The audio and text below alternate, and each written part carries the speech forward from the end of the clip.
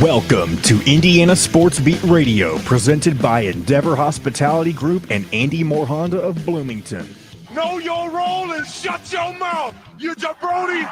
Fires upfield into the end zone, and it's caught. Jelani Woods, touchdown! ISB! A 43-point night for Tyrese Halliburton. How do you like that, partner? Galloway drives all the way to the hole, throws it up, got it! And Indiana's got their first lead of this contest. I mean, that's a goddamn winner right there. Now, from the Golf Club at Eagle Point Studios, here's your host, Jim Coyle.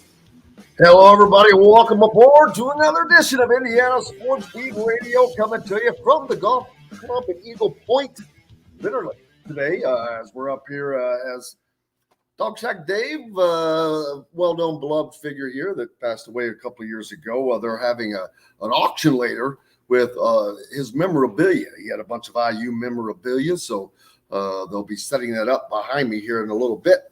So we thought we'd come up there and show some of that off today. But welcome aboard here at Eagle Point. Jim Coyle with you as always on this. It's a rainy Tuesday, which, boy, that makes it difficult to get out and get moving around during this day, doesn't it? But you got to do it. Welcome aboard. Don't forget, Indiana Sports Beat is powered by Andy Moore. Make sure you go to AndyMooreHonda.com, get more to your door, as well as Endeavor Hospitality and the family of restaurants, the great family of restaurants in and around the Bloomington area. Great places like BB's Market, where you can find your full-size butcher, baker, and anything else you need with the greatest in-house made specialty products. And in about 2 weeks, Chop Shop. The Chop Shop is coming. They were going to call it the Butcher's Cut, but its name is going to be the Chop Shop Steakhouse. And man, I was in there yesterday, saw the menu, and it looks fantastic. And the prices were amazingly inexpensive. But that's the great thing about all those Endeavor restaurants, I've noticed. Welcome aboard, and welcome to everybody on the Andy Moore Honda hotline. We appreciate you joining us. Hope you're having a good Tuesday as we were waiting for Indiana to fill out their roster now, as one spot remains. Indiana football continues to pile up the transfers.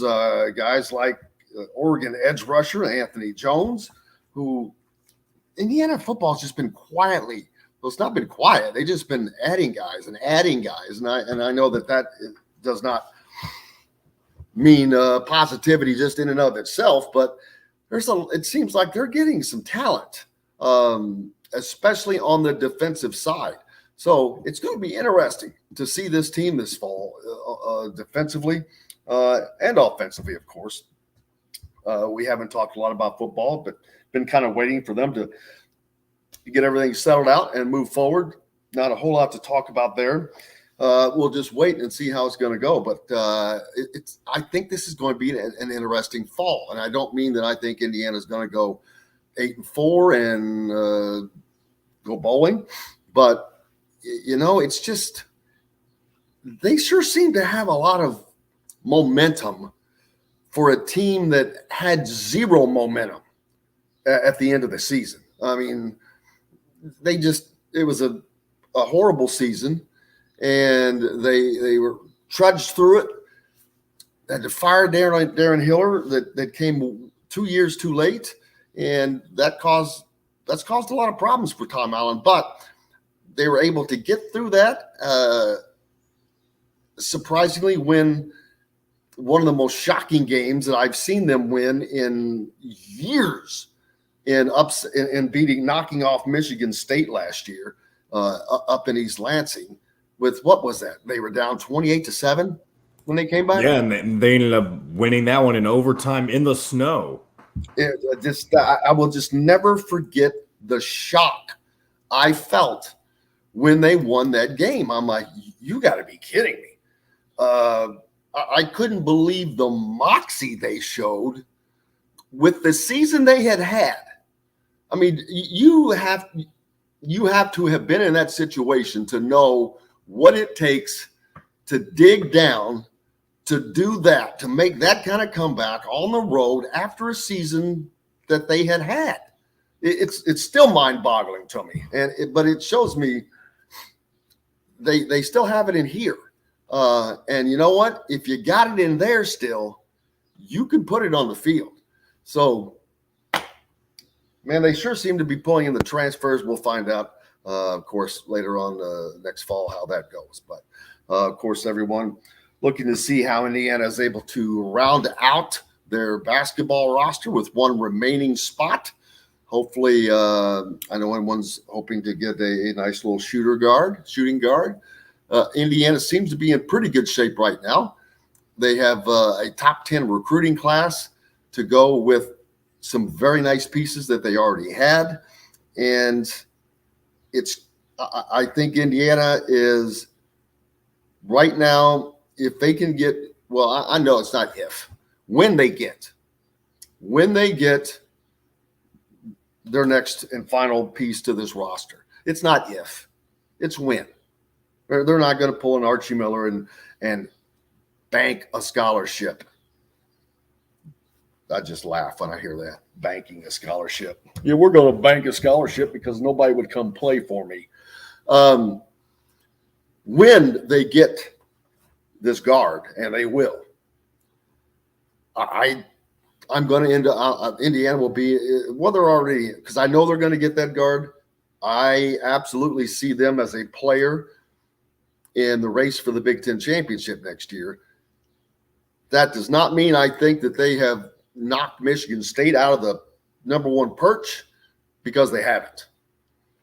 Michigan State is, as long as Tom Izzo's there and they have coming back what I know they have coming back, I'm not moving them out of number one. I'll let Indiana move them out of one. But right now, it's Michigan State for me, with Purdue and Indiana as 2A and B, those two schools probably. But then you look at, and this is just stupid forecasting, playing a team like Purdue next year, Indiana is going to be so much more athletic than they were this year. And it's not just teams like Purdue. It's being able to hang with teams like Miami, who just out-hustled them, outplayed them in the NCAA tournament. But it's a roster that is quickly taking shape with the type of players that Indiana has to have going forward. I think that Mike Woodson has seen this quickly, and this tournament, this NCAA tournament this past season, it's not just the parity that we saw. It was the fact that it was just it's guys that they didn't have to be a 5-star. How many guys of these were 5 stars? How many 5 stars were on the Miami team?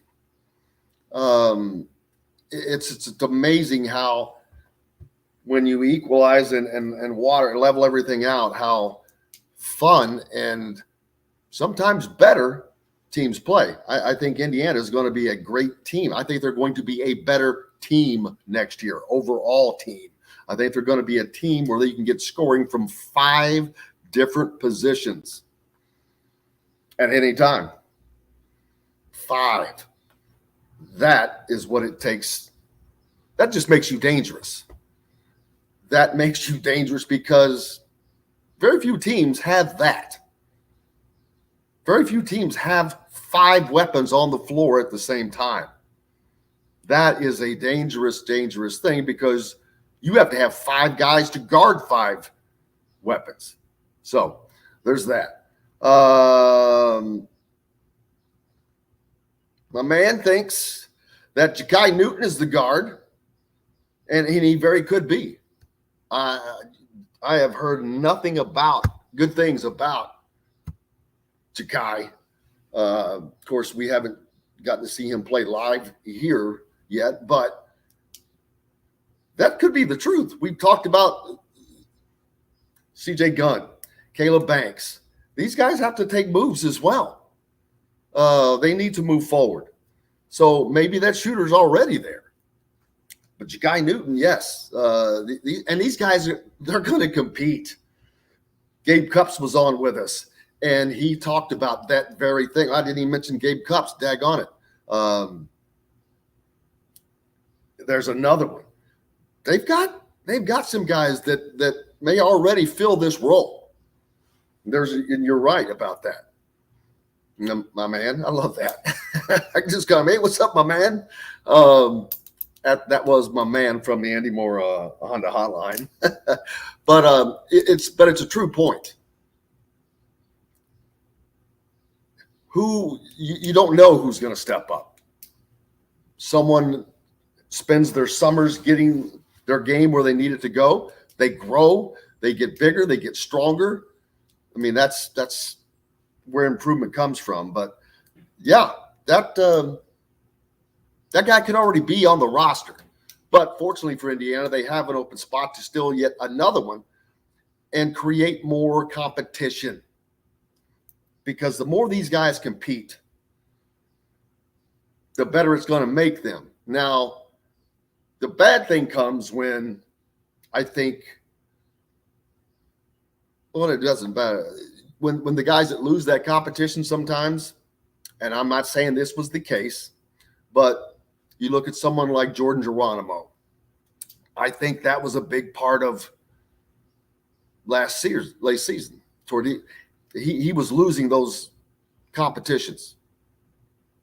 He was not getting the minutes. He was not performing. But I'm wondering if that was he was losing the competitions, and it was getting him down. Which that's part of life, man. But that's what you want. You need to have people competing in practice to make each other better and to fight to get in. When someone else is on the floor, you have to fight to get on there. That's a team Indiana. If you have a team full of that, man, you're going to be dangerous. And Indiana is they're kind of loading up to be dangerous. This is not a Kansas roster, but those rosters don't always win. I think it's going to be very interesting. Indiana, again, yes, they lost Trace Jackson-Davis. Yes, they lost Jalen Hood-Schifino. Do they have a player as good as either of those on this team next year right now? I cannot say that they do. I'm not saying that they don't, but I don't know that they do. I don't know that you're not losing much. If you're with Xavier, you may be gaining. We'll find out after another year. John Boy's telling us we have to take a break. We've got plenty more coming here on this rainy Tuesday from the Golf Club at Eagle Point. Looking forward to talking to Mike DeCourcy from the Sporting News. Rob Cassidy, the National Director of Recruiting from Rivals, will join us today. We'll talk about Indiana landing Mackenzie Mbako, what they've done, the pieces that they've added with what they already have, and how it looks going forward. Also, the national outlook. What landing Mackenzie Mbako does for Indiana. Even though they only have one spot, it's not about just this. It's about going forward, continuing to win those battles as well, speaking of winning battles. So we got lots more coming up. Brought to you by our good friends from BB's Market, your butcher baker, no matter where you live, and soon to be right next door, Chop Shop, which will be a great steak location on the south side. Can't wait. Got lots more coming up on Indiana Sports Beat from the Golf Club at Eagle Point. Back after this. We'll be right back to the Golf Club at Eagle Point Studios for more Indiana Sports Beat Radio with Jim Coyle, presented by Endeavor Hospitality Group and Andy Moore Honda of Bloomington. If you're in the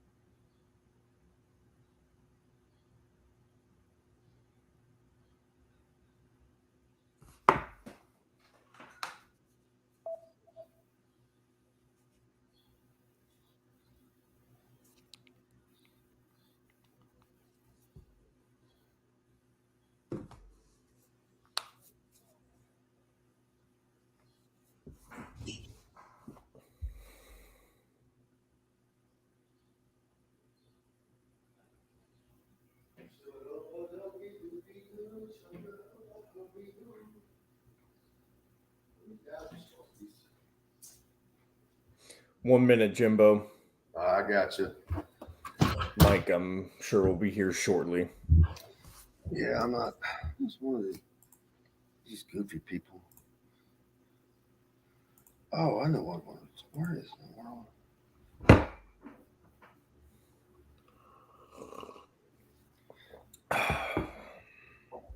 Slurpee. I know, that was a little slurpy of a drink.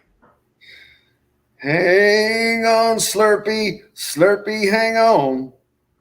All right, 30 seconds. By Endeavor Hospitality Group, launched from a previous staple in Bloomington, the former Function Brewing, Metalworks Brewing Company is the culmination of a passion for beer, food, Morning, Mike. and custom metal art. Morning. Check out their custom growlers.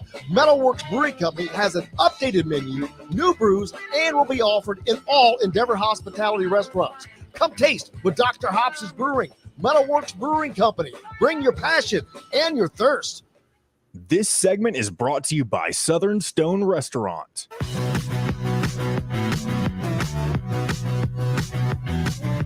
Now back to the Golf Club at Eagle Point Studios for more Indiana Sports Beat Radio with Jim Coyle, presented by Endeavor Hospitality Group and Andy Moore Honda of Bloomington. Welcome back on this Tuesday here at the Golf Club at Eagle Point Studios. And now we're joined by the great Mike DeCourcy from the Sporting News. Mike, how are you doing, sir? I am doing well, but I can't help but ask why you're sitting in the dark. I'm sorry. I have to ask. Well, I'm light, but it's dark behind me because I'm up literally at the Golf Club at Eagle Point where they're going to be doing some memorabilia setting up here soon, I hope. But I can't find the light switch. I love it. I'm like, where are the light switches? I can't find them. So I found me a nice open window and brought in the nice, beautiful natural light. You look great. Yeah. I'm just curious about your backdrop, but now we know. We're good. Let's rock and roll. The drama. I mean, someone may rush out of there or something. That and I unfortunately cracked. I think I have a crack in my screen, and it's right where my camera is. Yikes. So that's always fun as well. How was your weekend? Terrific. Yeah, terrific. Nothing eventful, but it was very nice, very pleasant. It is that time of year where it's kind of uneventful. We're in between the Derby and the Indianapolis 500.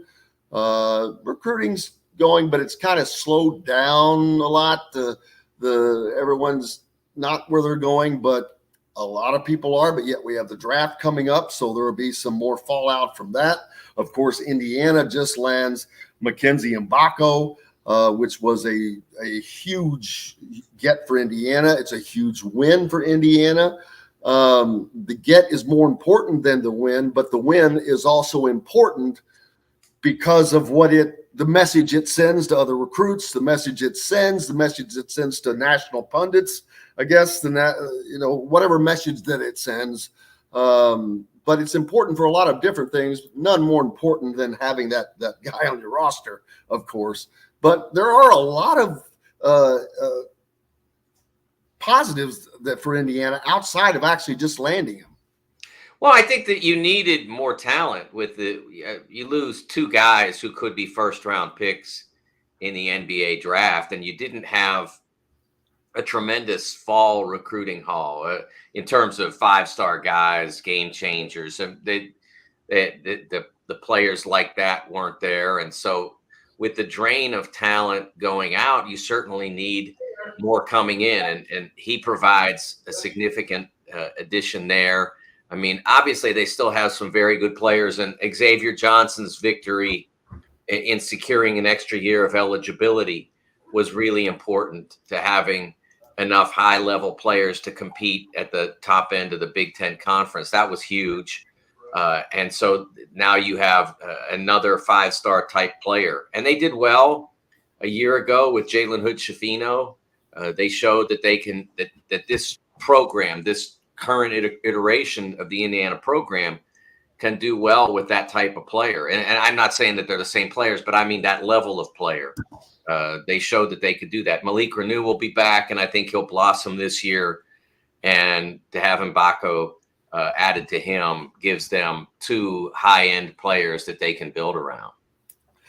And most of us thought, just because it was a guess for no other reason, that Mbako was going to be headed to Kansas. Right in the day, it seemed like the wind started to turn a little bit. But what does it mean for Indiana as far as a recruiting picture of landing a guy of that stature now, especially when most people thought he was going to end up at Kansas? Well, I think it's nice to beat Kansas, certainly. But I don't know that, that having recruited 2 5-stars a year ago, I don't think that this is new ground for this staff. So I think it was much more important in terms of bolstering next year's roster. Without him, it was going to be a scramble to get enough done on the floor to compete with teams like Michigan State and Purdue. It was going to be a challenge. You would have to really have those big execution days and days where you made every shot and that sort of thing. You need to have an abundance of talent to play at the high end of the Big Ten. It's that simple. I mean, Michigan a year ago had it. They got 2 guys who are going to get drafted at some point, and they had Hunter Dickinson as well, and it still didn't work for them. So it shows how really challenging it is to be successful at the high major level and in the Big Ten. Because Michigan was reasonably successful in the Big Ten, but they didn't do enough out of conference to beef up their Big Ten results and to add heft to them. And so they didn't even make the tournament. So it does show you how important it is to have really good players and to have them playing together and playing according to their coaches' wishes and instructions. And so I don't think that Indiana was going to be in great shape without this win. I'm not saying they couldn't have had one of those teams like Northwestern a year ago when no one really thought they were going to be very good. They'd lost 2 big players to the ACC, and it seemed like it was really going to be a challenge, and they overcame all that and won. Teams do that, but it's much, it's much less, you don't need a miracle, so to speak, in order to be successful when you've got 2 5-star guys in your starting lineup and a 50 or 60 year starting point guard. Makes it, I hate to use the word easier, and I think it's still challenging. So there's a tough linguistic needle to thread there, but you're less prone to need a miracle to be successful. Philip asked a good question because Juwan Howard loses Hunter Dickinson, loses his son to the draft probably. How safe is he looking up there? The Juwan Howard experience it's been so. Well, I don't know that that's necessarily true. I mean, they're coming off of Elite 8 and Sweet 16, and then a disappointing year. Is that what we're doing now? We're firing everybody that doesn't make the Final Four. I've said this before that we have to look at college athletics differently now. There's really no choice. The expansion of conferences has left it to the point where if you start firing coaches every time they don't have success, you're like the Premier League now because you're firing guys every 3 days. It just doesn't work. Oh. If that's how you approach it, you're going to be firing coaches all the time and you're never going to be successful. You have to be willing to ride some lows through the highs. Now, like if you go through year, and you're still not going anywhere, and there's no upward pointing arrow, then I say, okay, all right, do what you have to do. But they had one rough year. Last year was a transitional year in which they struggled at times, but made the Sweet 16, had a pretty good result. This year, they weren't able to take advantage of Kobe Bufkin and Jet Howard for various reasons. Partly the fact that the guy who they intended to be their starting point guard was injured and basically never played. He was injured, I think, in preseason and never played. And so they had to go with a young guy, Doug McDaniel, who had moments, but not enough of them. And it took him a while to get to those moments, which was most of the non-conference, which is where most of Michigan's failure, if you want to call it that, existed. So I understand why people look at that season and call it a disappointment. It was, don't get me wrong, but it wasn't a disaster.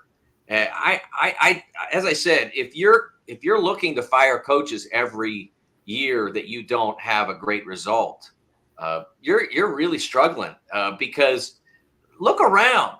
How many great coaches are out there that are underemployed, so to speak? We've had so many coaching changes in the last decade that the mid-major ranks are somewhat depleted. And I don't mean there aren't really talented people at those places, but they're not proven because they're relatively new. Dusty May is a significant deviation from what I'm talking about. He's now proven that he can coach at a really high level. But there aren't a lot of Dusty Mays out there because, I mean, look, the Matt McCall went to LSU. The guy at Golden who coached San Francisco is now at Florida. They're just, you have to give the system time to replenish itself. If you keep firing coach after coach after coach every time somebody has one bad year, you're never going to allow the system to replenish itself. Well, you'd certainly be running out of coaches as well. You wouldn't have anybody to take those spots. Moving forward, is this first wave of the transfers? Now we have the draft. What do you think might come out of the draft as far as the impact of transfer portal, of anybody moving from that? Do you think there's going to be much impact from that? Well, I think that I looked at the roster for the Combine last night, and there are a lot of names on that roster. I mean, the numbers went 1 to 99. I don't think there were 99 players, that they skipped over some numbers, but there's a lot of players. I mean, there aren't enough draft spots to hold all the players just at the Combine, let alone international guys, the guys who didn't get invited to the Combine, but somebody out there still thinks is good enough, because that happens all the time. So somebody's got to come back, or they're just going to go off into nowhere. And there were a number of players on that Combine list, Oscar Tshiebwe probably being the most prominent, that have college basketball eligibility. Chris Livingston at Kentucky still has eligibility. And I've been saying for weeks that if Chris Livingston can get someone to pick him in the first round, I never argue with that. But I don't see that coming. No one who covers the draft more closely than I do sees it coming. Maybe if he goes to the Combine and just tears the whole place apart, people will see that he's a really special player. But if he doesn't, and he doesn't return to college, I mean, he's wasting a significant chance. The guy's a first-round pick, but he's not a first-round pick today. And if you blow that opportunity, it's not impossible for you to supersede that, to come back from that numerically, but it's really rare, because what has to happen is when you miss out on the opportunity to be a first round pick and become a second round pick, and you have plenty of college eligibility still left, what has to happen for you to overcome the fact that you're a second round pick is you have to walk into the NBA, and within the first season and a half, you have to be tearing the place apart. It just doesn't happen very often. It does happen.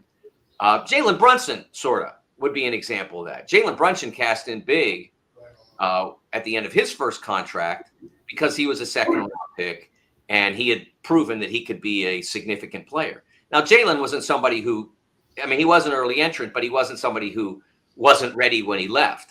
But he's an example of someone who came into the league and started playing right away. Part of that is because he was ready to play. But there aren't very many guys like you look at Max Christie. I saw Max Christie on the end of the Lakers bench the other day, getting to play, in walk-on minutes. Well, Max Christie should have been a first-round pick this year. He should have been a first-team All-American this past season. Instead, he's at the end of the Lakers bench. And now he may end up getting a championship ring out of it, but he's never going to be paid at the level he would have been paid had he started his career as a first-round pick in 2023. And I used to say that all the time about guys who would have to go back to college and exist on full scholarship, room and board, books, meals, and cost of attendance money. Now you go back to college and you get all those things, plus you can get NIL. And not everybody's making $2 million, but they're probably, for the most part, the best players, and Max Christie would have qualified for that. those guys are making enough to basically be the NBA minimum in most cases. And then there are guys like Trace Jackson Davis, who I think you expect to be drafted, but probably in the second round. He's someone who also has another year of eligibility, but has made it abundantly clear he's done with college. It's time. But what does somebody like that do? That, let's say he gets drafted late in the second round. I mean, financially, he would have been better to use the NIL route for another year, but for whatever reason, he's chosen to wisely do what he's going to do. Well, first of all, I still think that Trace could be a late first-round pick. It much depends on the attitude and approach of the teams that are stacked up at the end of the first round. Because Trace is going to be what he does in Chicago, right? Say that again? And what he does in Chicago. Yeah, he's got to do well up there, but he's already proven he's going to be a good NBA player. He's going to be a successful NBA player. But the teams at the end of the first round, how deep are they? How solid are they? They're not, generally in the NBA, it's not like it was a decade ago or a little less, where teams were just so flush with players that by the end of it, they're like, I don't want another rookie. I don't want that guy. Now they look at it like, you get a Trace, you can get a rookie guy who's you're going to have to give a 2-year contract, and that's all. And you can put him on that contract. And if he comes in and plays like an NBA guy, like he probably will, then eventually you'll extend him. But it doesn't cost you a lot. A decade ago, what was happening, and maybe a little less than that, what was happening was teams were getting so overloaded that they just didn't want a player. So they draft a European, the one they thought had the most upside, but one that they thought, there's a chance I may never bring that guy over. I just leave him there because I got too many guys. And if he doesn't blossom, fine. And that's what you were seeing happen. But it's happening a little less lately. And one of the reasons is the expansion to 15 players on the roster. And so you can afford to take a guy like Trace and have a guy who's a high-end character guy, a elite defender. He is going to be an elite NBA defender. His offense will tell you how much he gets to spend how much time he gets to spend that elite defensive ability. But he's going to be an exceptional NBA defender at the 4 and 5 spots. And again, some of it depends on what the team that takes him envisions for him. You may see him add weight and become a 5, a center, or you may see him stay at his current weight and continue to train his body so that he can be even more dynamic than he is. But I firmly believe that he'll be an effective NBA player. It's just up to who is smart at the end of the first round that wants to invest in that. Mike DeCourcy from the Sporting News with us right here at Indiana Sports Beat. We've got more coming up, and we'll be back right after this, brought to you by Go Team Bites for those on the go, whether it's your kids, your team. It's hard to find fresh, tasty food. Convenient to eat on the fly. Go Team Bites contain high-quality protein powder. Tastes great with no mess. GoTeamBites.com, or you can pick them up at BB's. Market back with more right after this. We'll be right back to the Golf Club at Eagle Point Studios for more Indiana Sports Beat Radio with Jim Coyle, presented by Endeavor Hospitality Group and Andy Moore Honda of Bloomington. What a nice rainy day. Great day for the opening of IMS, huh?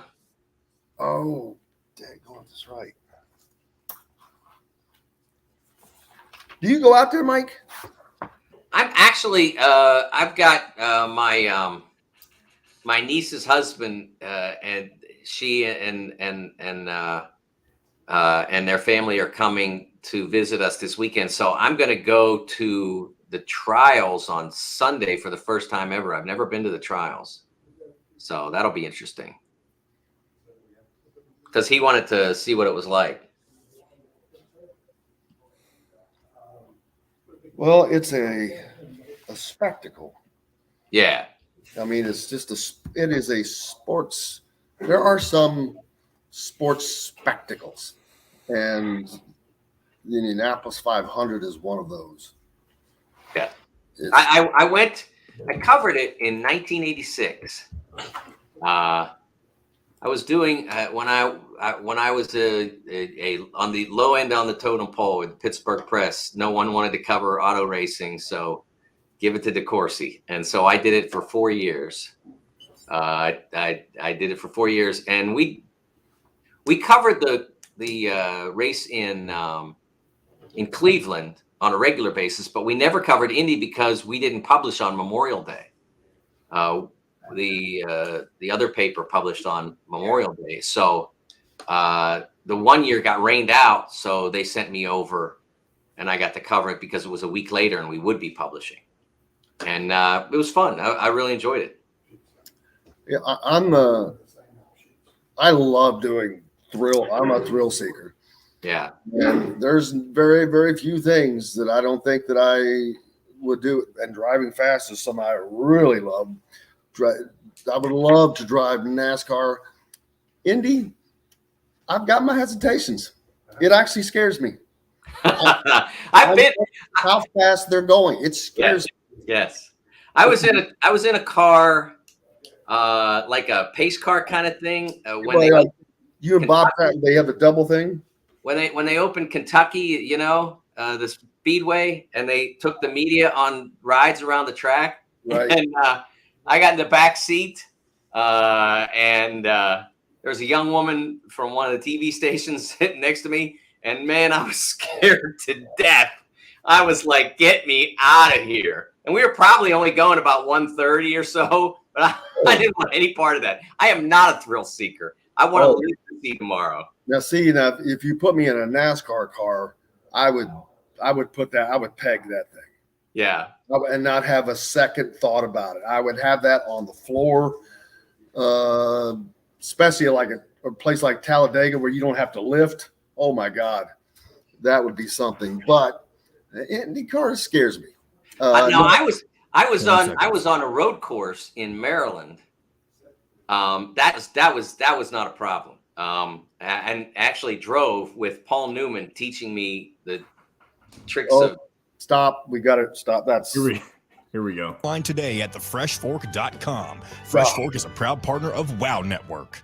This segment is brought to you by Remax Advanced Realty, Indy Home Pros team by Cheryl Sizemore.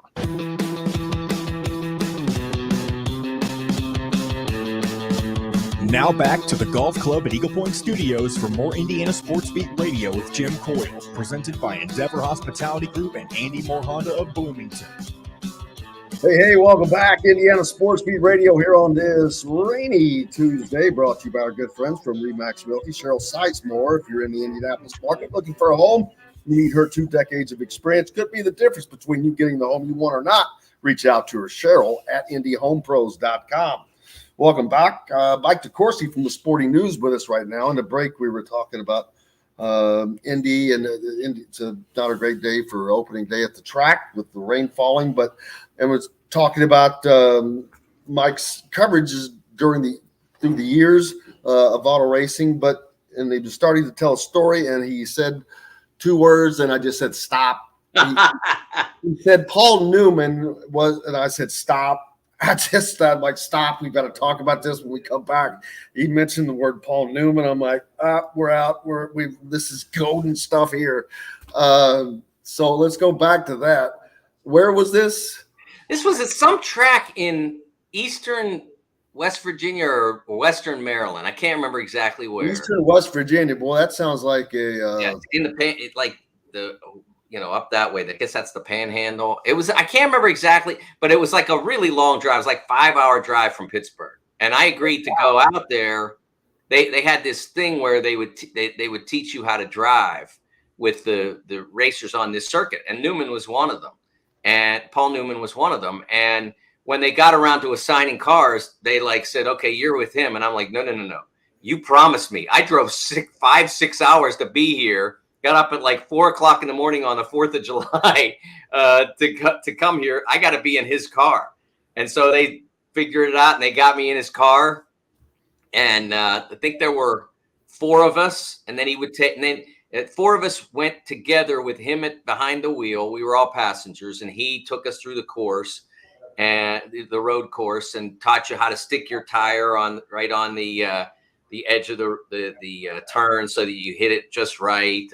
And then he took each one individually out. And so I wrote an article about that when I returned from West Virginia or Maryland or wherever it was. And it was really a cool experience. He was pretty low key. I don't think he wanted to make a big deal, so he was pretty low key. But it was really neat to get a chance to be in his car and to take a ride with him.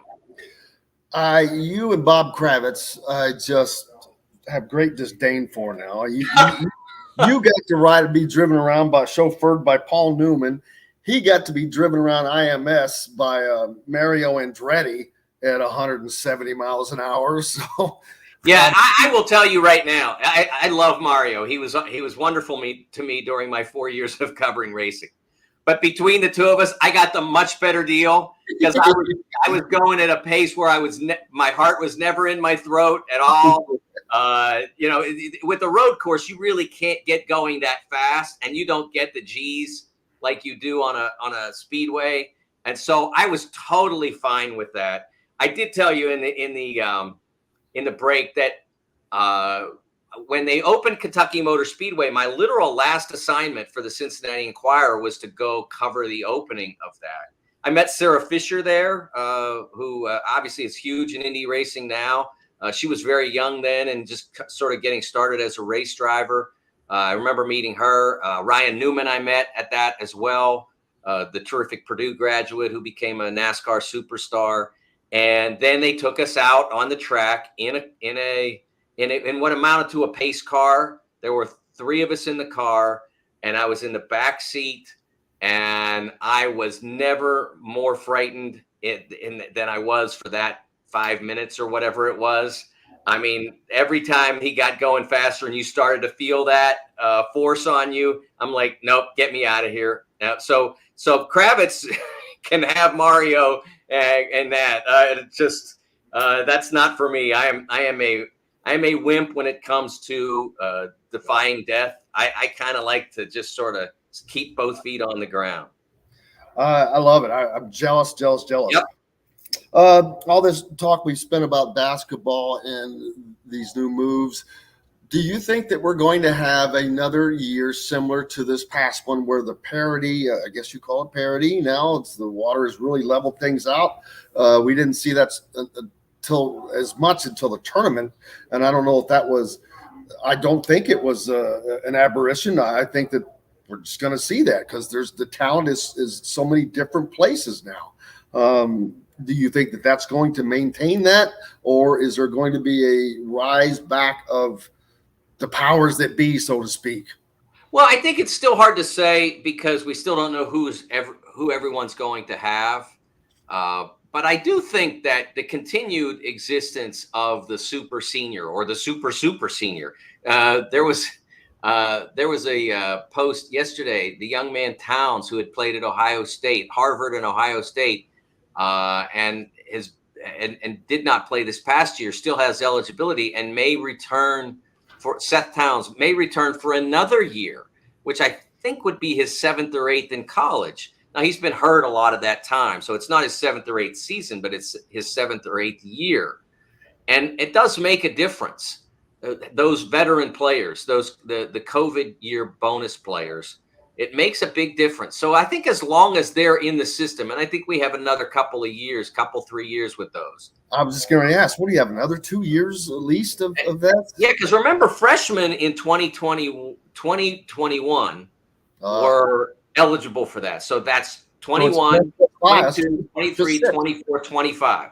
And you throw in an injury year perhaps, and now you're looking at 26. So we're still looking at another 3 years minimum of having a significant number of those players. At least another 24, 25 would be 2 seasons for sure. We're going to have a lot of them. And then 26 where we may have some that could impact the balance of power. I think that's really more important in why everything has been so jumbled than the transfer eligibility question.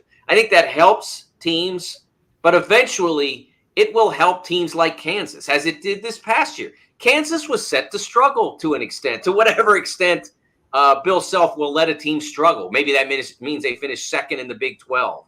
But they were set to not be the same level of power until the transfer portal opens up and drops Hunter Dickinson in the middle of Lawrence. And now you've got a 20-point-a-game scorer to build around. So I think that it can help. That eventually can help the Powers too. We'll see Duke return relatively intact. They do lose some players, but they add a bunch. And Kyle Filipowski's decision to return, significant advantage to them. Kentucky brings in an enormous class, but they still need probably another player or two, probably another shooter. And they're looking at trying to – I think they're holding off on what they want to do until they find out for sure that Chris Livingston is gone. I think they want to hold on for a little bit, and then they also have to figure out what goes on with Oscar Tshiebwe. But they're going to need another player or two. But if they get them, then there they are right back in the picture. So it's early to say that the Powers will return to the top, and that COVID deal.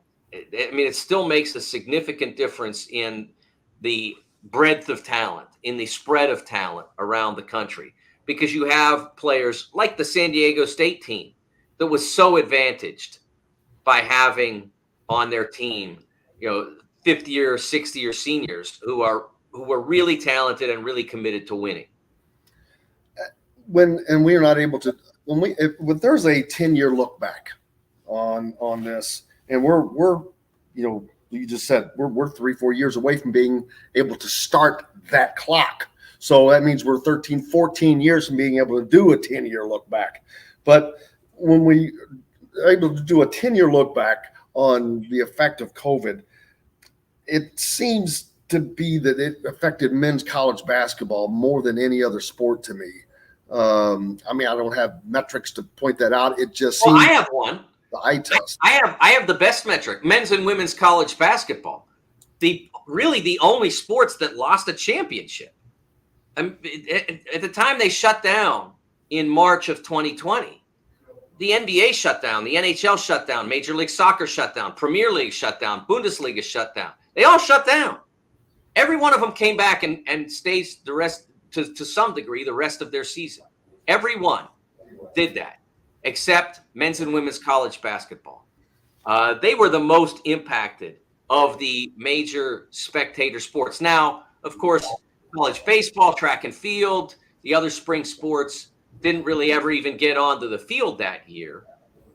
So they certainly were impacted. But, I mean, college baseball is not as much a part of our sporting consciousness as the men's and women's basketball tournaments are. So they were the ones that were the most impacted, without a doubt. And the players who were in that who were seniors, who were out of eligibility, and they were in that season, players like Lamar Stevens from Indiana, he never got to find out what it was like to play in the NCAA tournament, even though he had done everything that year to get Penn State in position to play in that tournament. They would have been in that tournament. They probably would have been a 6 seed, but he never got to see the inside of it. That's a big difference. Now, the players who are underclassmen, between the end of losing that and then having 2021 be disrupted in the ways that it was, they're getting their opportunity to be repaid, so to speak, by taking that extra year whenever it arrives. But the players who were impacted in 2020 never will get that opportunity back. Then we have COVID and the transfer portal, same time, Right. which is a complete it's an asteroid hitting planet Earth. It comes out of nowhere. You're like, oh, wow. So that's a whole nother ingredient that is huge into this. And the sport has obviously changed, but it's changed not just by the one. It's like being hit by two different asteroids. I mean, yeah, that's a good point. It is. The bigger one for me in terms of the balance of power remains the COVID year. But the bigger one in terms of eventual impact on how rosters are managed is definitely the immediate eligibility, because that's going to continue to be an issue for years and years unless and until And, you have to decide whether or not this is the way you want to go if you're college athletics. Employer, employee, then you can sign contracts, and then all that. And then all of a sudden you can't just bolt because you got a contract. So that's really what you're looking at. It's the choice between the constant spin and the change in the fundamentals of what college athletics are. Are you more upset by the fact that you can lose a power forward every year, or the fact that you may lose your baseball team, your track team, your swimming team, all men's, of course? Women's sports, in an employer-employee world, women's sports will continue to exist at a reasonably high level because you have to have gender equity to meet Title IX standards. But basically, you'd have men's basketball and football at most high major schools, and whatever. Like Iowa's not giving up on wrestling; they make money at it. They're great at it. They're not giving it up.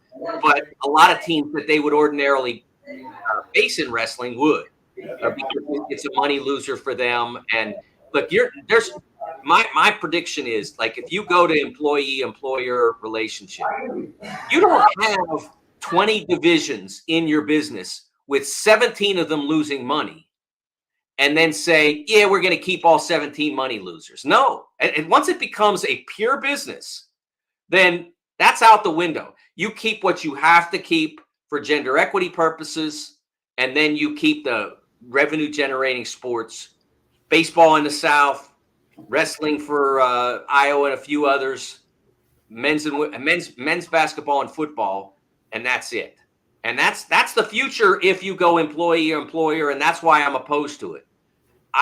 For me, if it's between, you got transfer portal and guys go through every year, women go through every year, and that's problematic, and employer-employee, and the whole system basically is reduced to what makes money, I'd much rather have what we have now.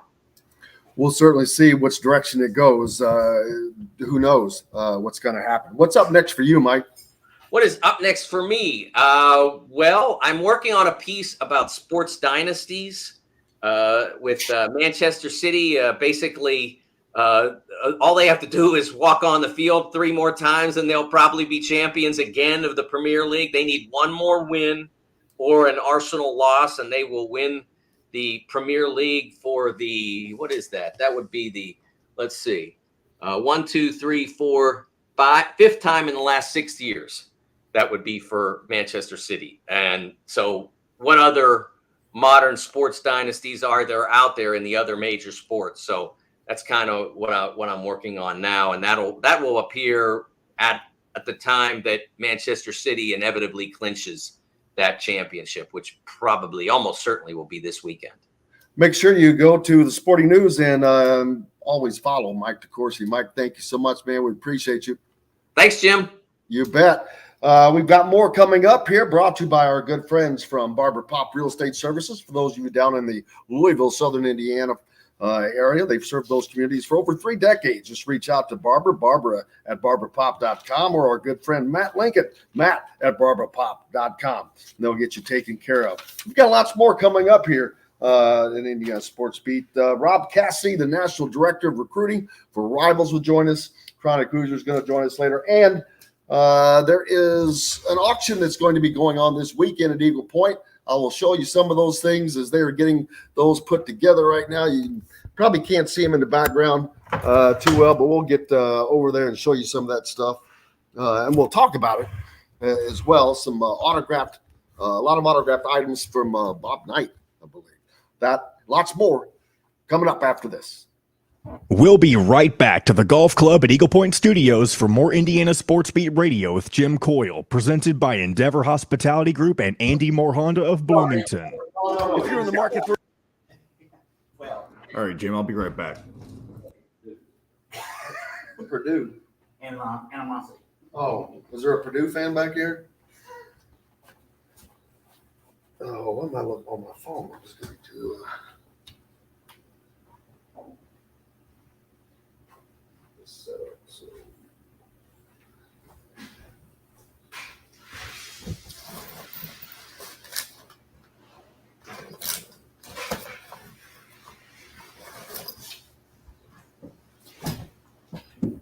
like he's married or something. This couch is like if he's married, full of pillows. It's like a bed. They put half of it. Oh, I'm actually just going to come over there when I'm on in a little while. I'll take pictures afterwards. We can't argue. These were donated. Oh yeah, no. I'm just making a joke, really. I was not planning my pants right. I can never find one. All right, I'm back. Oh, Excuse me. come on, dude.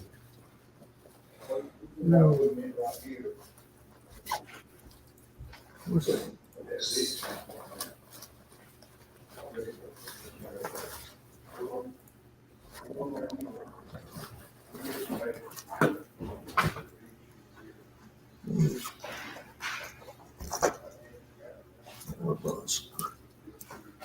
Oh,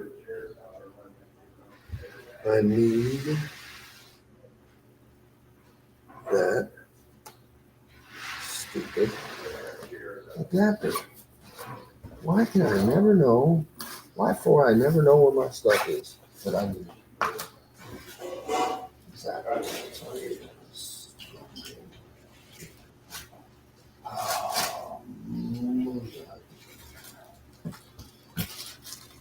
Hey, what are we over this segment? We are, yeah. Perfect. I just wish I could find my stupid adapter.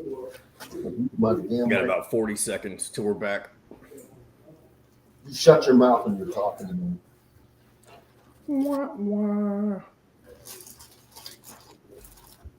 That would be a great clip to have, by the way. Is that a movie quote or is that just something you say? It's a movie quote from the very beginning of Wedding Crashers. Maybe if I ever update the intro again, I'll throw that in there. You shut your mouth when you're talking to me. All right, 10 seconds. Gourmet sandwiches, entrees, a coffee bar, bread, pastries, all made fresh and mouthwatering. Stop by Feast Market and Cellar today. This segment is brought to you by Feast Market and Cellar.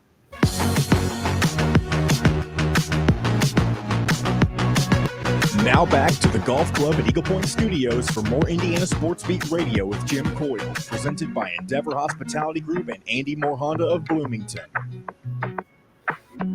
Welcome back, Indiana Sports Beat Radio here on this Tuesday, a little rainy Tuesday. I hope that you're having a good start. Great start to the show today. Mike DeCourcy. And looking forward to talking to Rob Cassidy from Rivals, National Recruiting Director, and get his take on Mackenzie Mbako, Indiana's lineup, the Big Ten, Michigan State, Purdue, who's where, doing what. And I'm going to actually walk over here. I got to.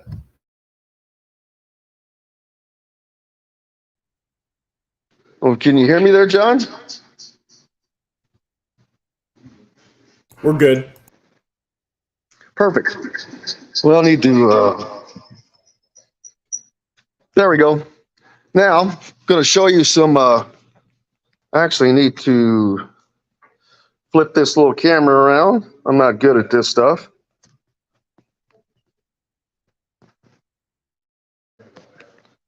Let's see. Anyway. See some items from the auction they're going to have. Let me go back over here and make sure that I can be heard.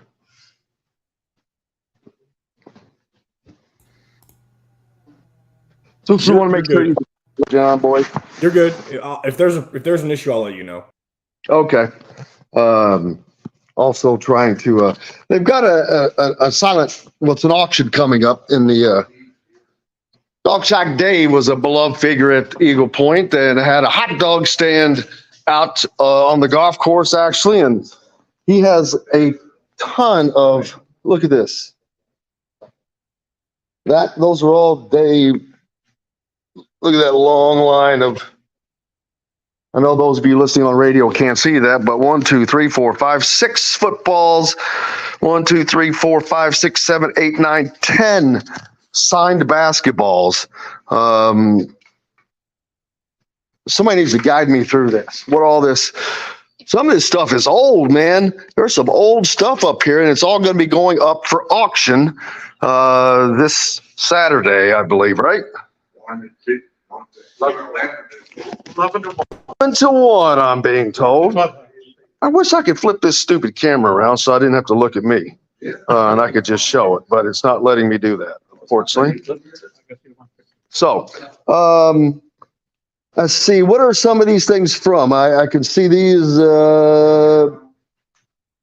years of some of these things. One's a 2002.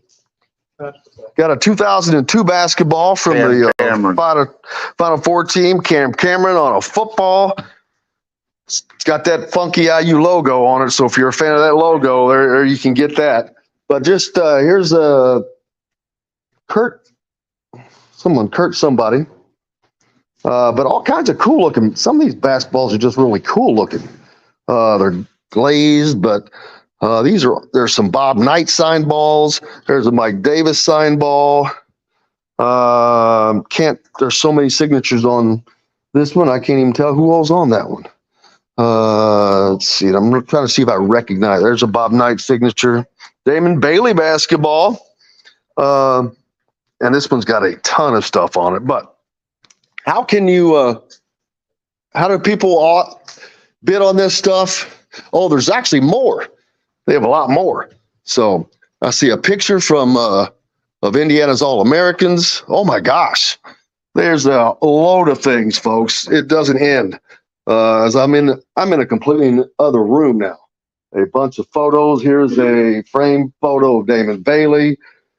Here's a framed photo of Bob Knight throwing the chair. Of course, national championship from '87. Some signed posters. There's the one from the 76 team.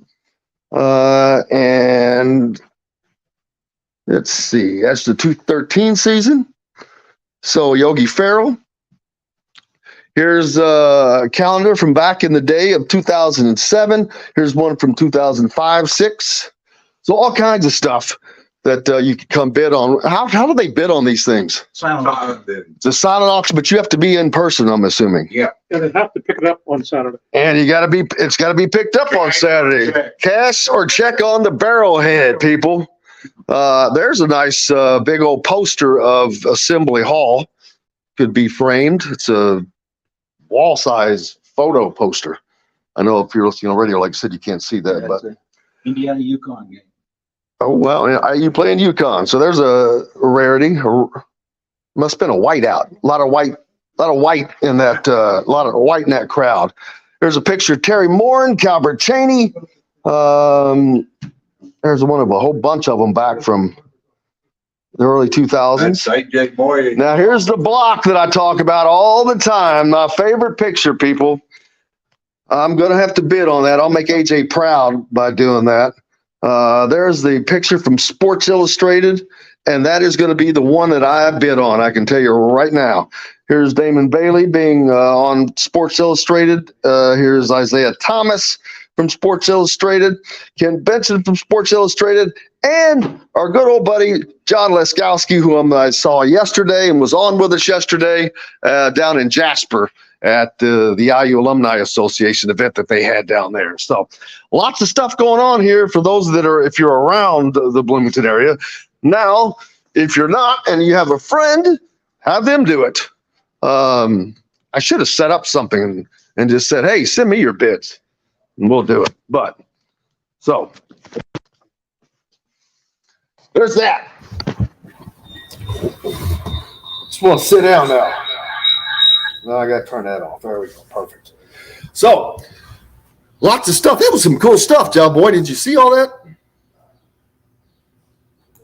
I did. It was a lot. I did not expect to see that many different things like that. What's that? Say it again. No, I heard. I'm hearing myself through you. Oh, there we go. It's fixed. Anyway, yeah, a lot of cool stuff. Especially you mentioned the Cam Cameron IU football logo. I know you don't like that, but I've always been an appreciator of that. Why? It's just an oddity, and Yes. I like oddities. Yes, it is. I did get a free chair, some free chairs from Myers. I think I've told that story before. They had those bag chairs. Yeah. And I went into a Meyer once, and they had that logo on there. And this was well after the Cam Cameron days. And I was like, well, that's odd. And I can't remember if I contacted someone or if I just told someone there, but they recalled all of those chairs. I should have bought some. They recalled them all, took them all back, and then resent out chairs with the real IU logo on it, but they sent me two for free.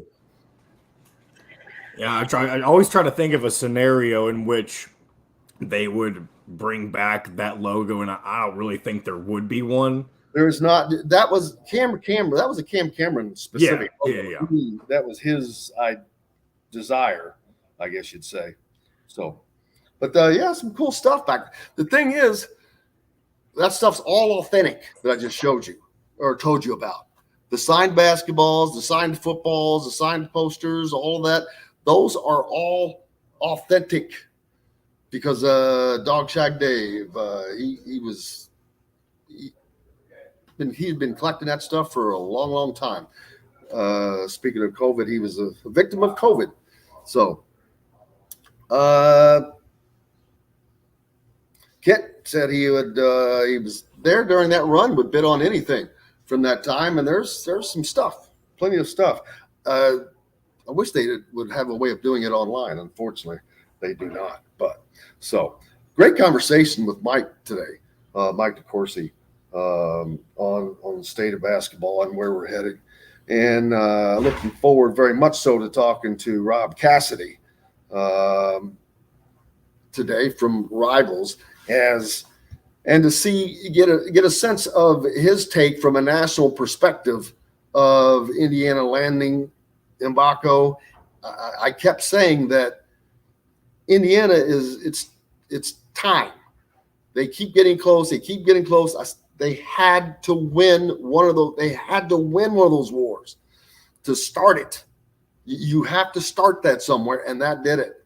I know that they got Jalen Hood-Schifino, but this to me seemed different. It seemed less likely. Everyone else thought he was going to Kansas, and I think this sends will resonate more.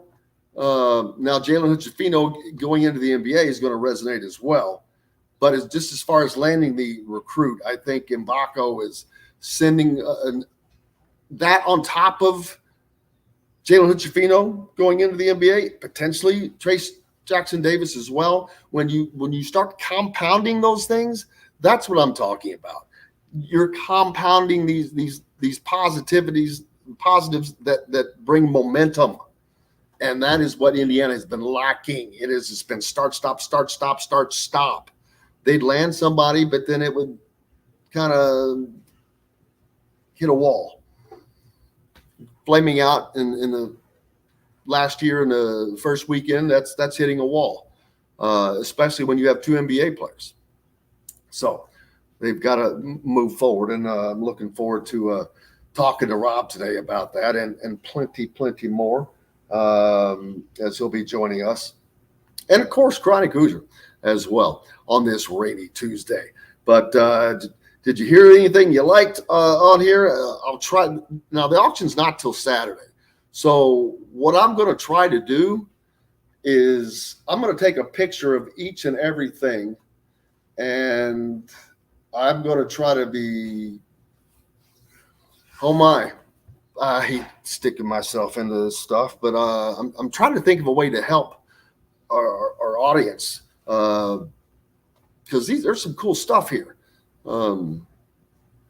So I'm going to take a picture of everything, and then I'm going to post it somehow. And if you want to bid, just send me a message, and I will put the bid down for you. How's that? Man, it doesn't get any better than that. That's full service. That's opening myself up to some work that I probably don't want to do. But you know me, just trying to help out.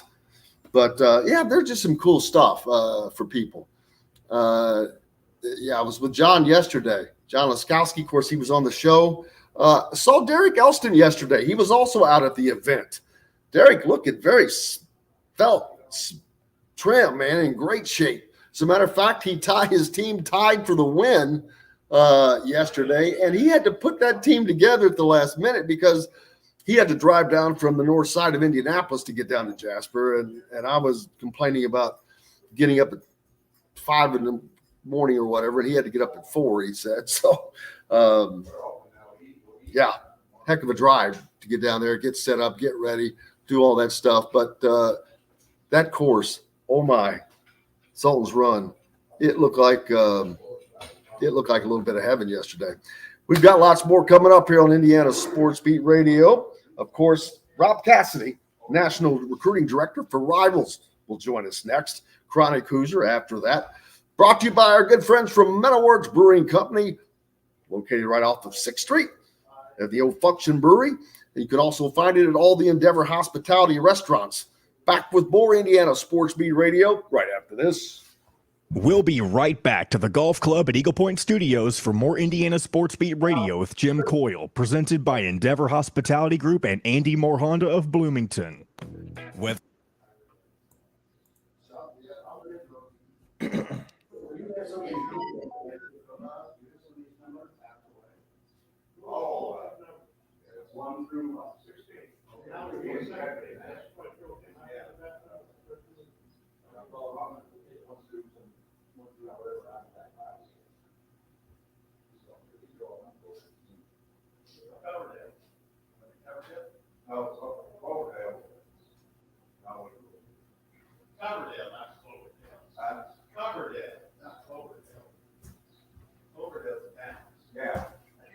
Hey, John.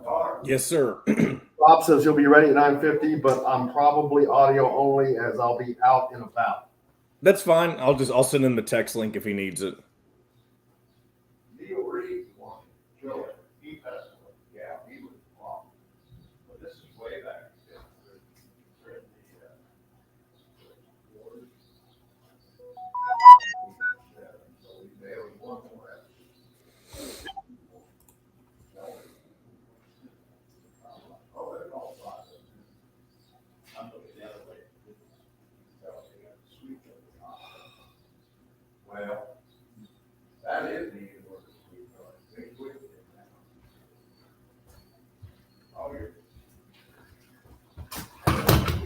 Guess what is an item they have for bid?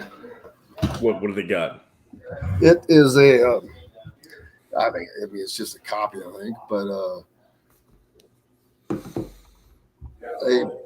it's on like board, but it's a copy of AJ's dunk, of AJ's block. Oh yeah. Oh yeah. Good morning, Rob. You hear us? Morning. Hey, buddy, how are Can you, hear sir? me? Yes, sir. Good. How are you? Well, good. I can hear you. I can hear What the we got birds about? chirping in your background. That's a lot better than what we have. Yeah, they're out this morning. That's for sure. Yeah, it sounds like the Masters there. We're more like The we're more like the Amazon rainforest here. Well, I can assure you that it looks nothing like the Masters here. I'm standing in front of a wall full of graffiti. You know? Dead body down the street. Yeah. So that's about how this is going this morning. How are you guys? Things are good? Great, brother. Where are you? I'm in Pittsburgh. I just I'm getting ready to just left the gym, and it's kind of in a bad area of town. So, Oh, geez. they're short on gyms here in Pittsburgh. I'll tell you what, or at least ones I can afford.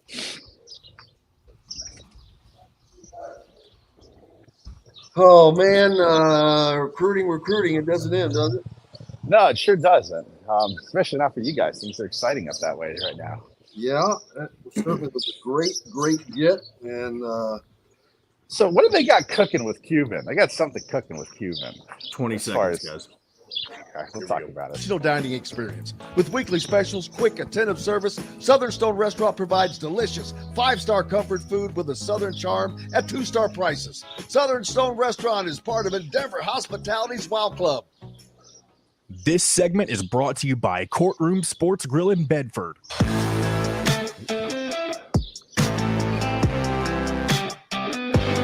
Now back to the Golf Club at Eagle Point Studios for more Indiana Sports Beat Radio with Jim Coyle, presented by Endeavor Hospitality Group and Andy Moore Honda of Bloomington. Welcome back, Indiana Sports Beat Radio here on this Tuesday. Joined now by Rivals National Recruiting Director Rob Cassidy. Rob, how are you, sir? Good. Thank you guys for having me again. It's good to be back. It's a pleasure having you as always. Thank you so much for taking the time to join us. The recruiting season doesn't end. It continues. The draft is coming up. There will be fallout from that. But right now, of course, Indiana with a great get last Friday. Mackenzie Mbako fills a gigantic hole for Indiana, but it also does a lot of things. It brings a ton of talent in that body. It answers a lot of questions. It quiets some questions about Indiana being able to land the big guys, to be able to beat the Kansases and so forth. So that did a lot of things for Indiana.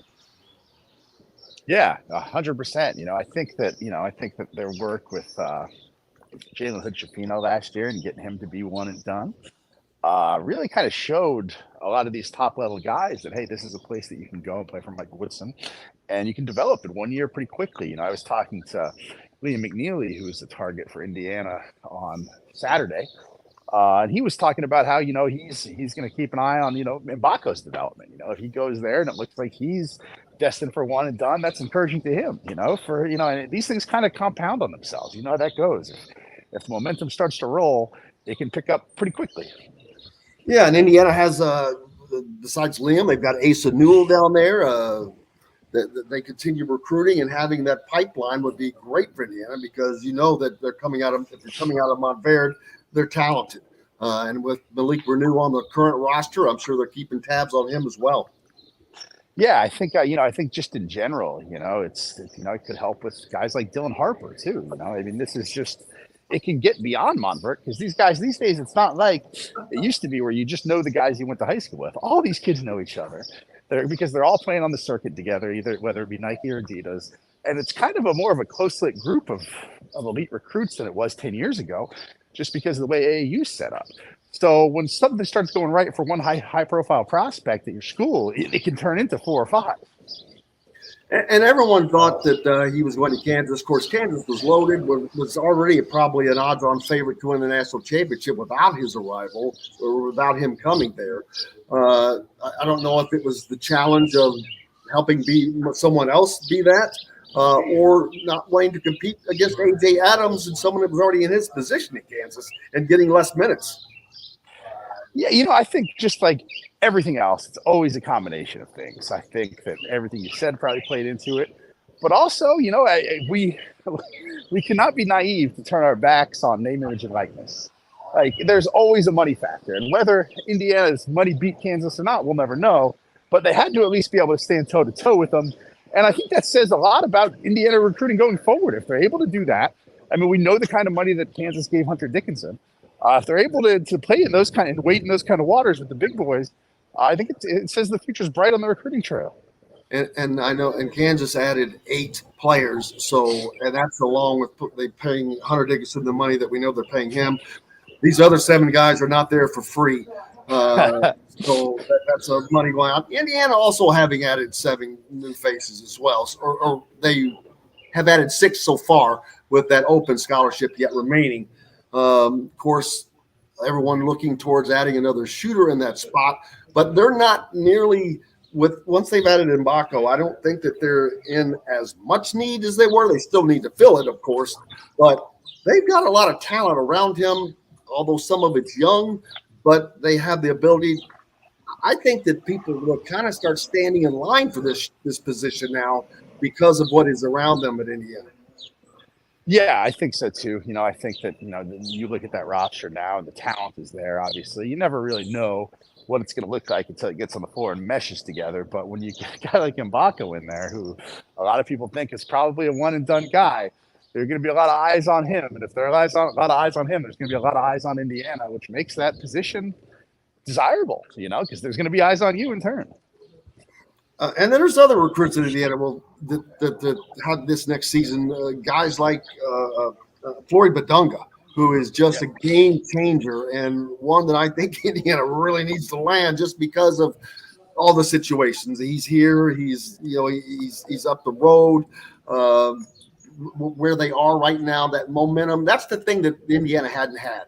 They did not have momentum. I know that they had Trace Jackson Davis for seemed like 5 years. And they were able to land Jalen Hood-Schifino, but I didn't think that they had momentum when they had and ended Malik.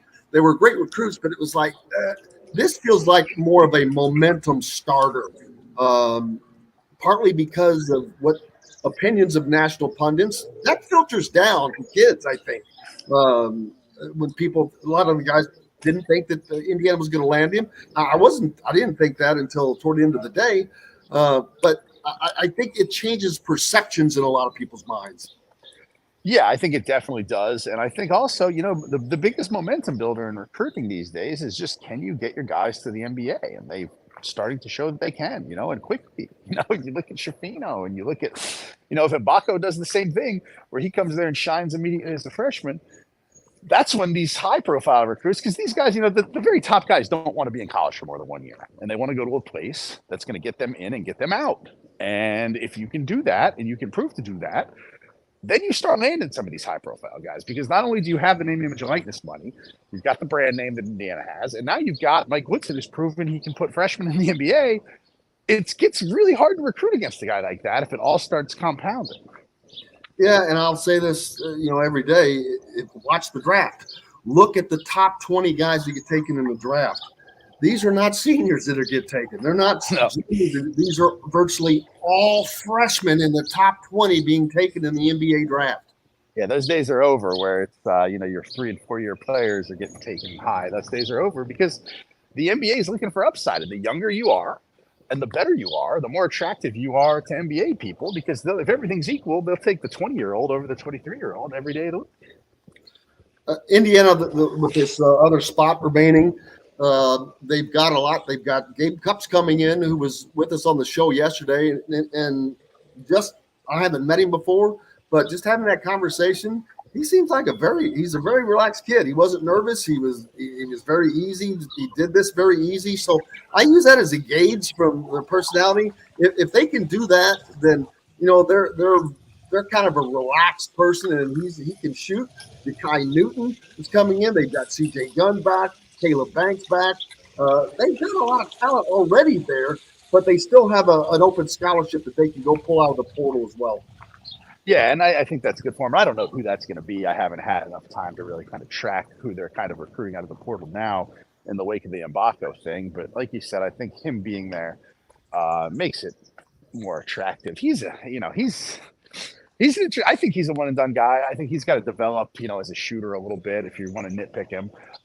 But as far as, putting the ball in his hands and letting him play both forward spots, he can take a guy to the basket. He can put the ball on the floor.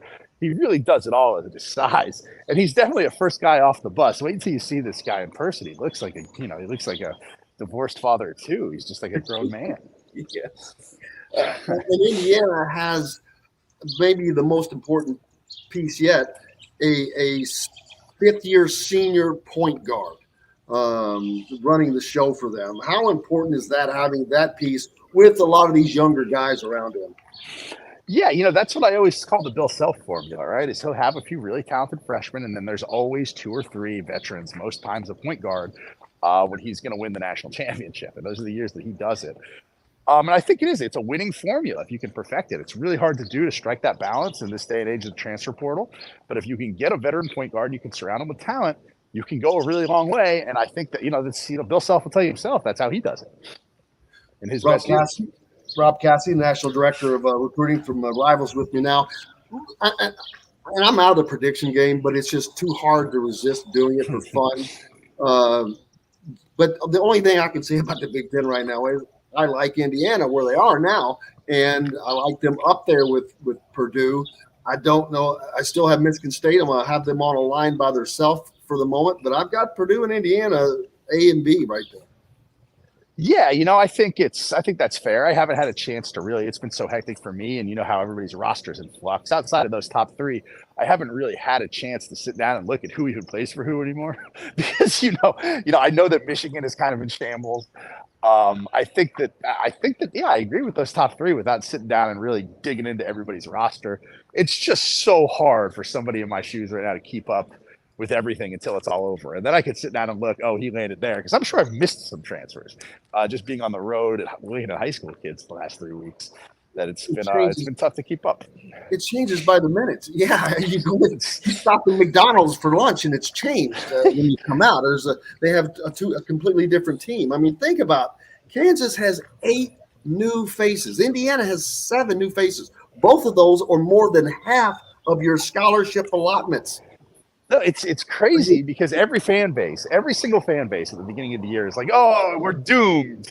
Our whole team's in the portal, but they don't realize that everybody's whole team is in the portal. So it's like you're no further behind than anybody else, really, unless you're Duke, where somehow they seem to retain everybody. But it's not a unique problem to any university where I have to replace the whole roster, because everybody has to replace the whole roster now. This is the new normal in college basketball, and we're all getting used to it. And for fans, they're going to have to get used to the fact that the days of following their favorite players for 3 and 4 years are pretty much over. Yeah, and I'm sure every once in a while you'll get a guy that's the exception to the rule. But yeah, for the most part, those days seem to be done unless they get some kind of different sort of legislation passed, which I think they probably will eventually. I don't think that they're going to let this go on unchecked forever.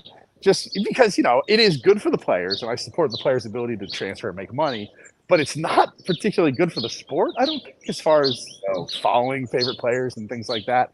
So we'll see what they do in the future. I don't know what they'll do, but I figure there'll be some legislation. With things being as loose as they are right now, I don't know how you track it all. There's so many things. How do you keep up with it all? So it has to have there has to be boundaries. There has to be fences and lines. And I think that there has to be contracts. I cannot believe that you can have the ability to just bounce, even when a professional can't do that. Yeah, I think that's I think that's probably ultimately where we're headed. I don't know how that'll look or how that will be drafted, but some form of contracts will probably eventually happen. Because like you said, you can't even do this in NBA free agency, it's every year's free agency. And it's just, I think it's going to make it over the long term, it's going to make it harder for fans to stay engaged, especially when their team isn't winning at a high level every year. It'll be easier to check out for apathy to set. I think if you're a bad team, and not only you're a bad team, you can't have that fan favorite that keeps people around anymore because your roster's turning over. I just feel like the low-end teams will see the fans check out a little bit, And I know the rosters are still changing. There's still going to be action after the draft, with the draft, and people they're staying, going, whatever happens with that. Who's done themselves the best that you can see so far? I think Kansas is going to be a mighty interesting team. It stinks that they lost Zuby for them, but it's going to be fun to watch Dickinson and some of those guys there at KU. I think they've done great in the portal. I think, all things considered, I think Indiana's done well recruiting this year. It'll be interesting because you never know. Like, you can look at this and you say, oh, these teams have done really well. But I wouldn't have looked at Kansas State last year and been like, oh, this team has done great in the portal. And then they almost win the Big 12 and they go to the Elite Eight with a roster full of guys nobody knew who they were before the season starts. It's so much about fit and chemistry that college basketball has become kind of a coin flip until you see the players on the floor. You have no idea. Look at last year. North Carolina misses the NCAA tournament somehow. It's just I'm out of the prediction game too, like you said, because it's just too hard. Yeah, and it's not going to change because you talk about those teams gelling and they're so new. Some of them don't gel until late February, March. and you don't know who's coming. And that's why we got to see the joy of what we saw in the NCAA tournament last year with all of those 57 flavors. It was incredible. But then you look at Florida Atlantic, they got everybody back. Yeah, that's going to be an interesting one to watch too. You know, they're going to be the hunted now. It'll be interesting to see how they respond to not kind of being a surprise underdog team. But you know, like you said, it's all the whole conference. Every conference, that conference especially, is going to be different. Are they the best team in that conference? Who knows? Because everybody's roster's new. Like it's so hard to like look at last year's, because you can't predicate anything on last year's success or failures anymore. It doesn't matter because your whole team's turned over. And just the tournament alone itself, I think it changed how I'm going to look at this season. Did it change how we're expecting college basketball to be this year? I mean, for that to just continue, pick up where it left off? Yeah, you know, the logic in me says there's no way it can be that insane again. But I guess it could be. I mean, we don't really know anything about this new era yet until it plays out. And I think we're all just kind of putting our seatbelts on and going along for the ride and seeing where it takes us. I don't really know what to expect for this season, and I guess that's kind of fun. Yeah, exactly, because there's a lot of teams that are always stronger in the beginning just because of talent. It takes a while for chemistry to break in, but then you have uniqueness like Purdue. Purdue is a unique team because of having Zach Edey. There aren't any other Zach Edey's out there that I can think of. So that makes Purdue just a unique team.